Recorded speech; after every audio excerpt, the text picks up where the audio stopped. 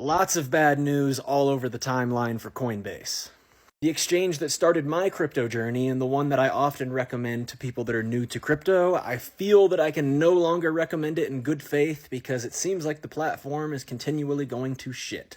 So Coinbase has always been the tortoise in the tortoise and hare story. It's the exchange that moves slowly, does things carefully, moves one step at a time, whereas like FTX was the hare of last cycle, moving really fast, making a bunch of money, but they weren't going about things the right way, and it all fell apart, as you know.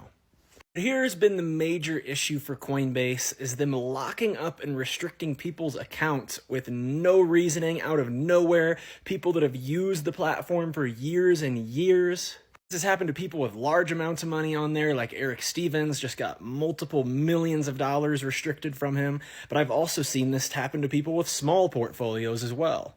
Here's another example of someone getting their funds frozen, and another example right here. And another one right here. These are all just 3 recent examples. There is so many more with just in the last couple weeks that I've seen pop up on my feed. One of the funniest things to come of this so far is Coinbase tried to acknowledge this and write about how this was FUD and misinformation, and they got hit with the community notes saying Coinbase are indeed restricting counts. This is not FUD or misinformation. It is hard to find the exact numbers, but there are countless examples of it, and they tagged a bunch of different examples. Unless something changes drastically very soon, which I don't see happening, I'm going to start using Kraken as my main on-ramp and off-ramp for crypto.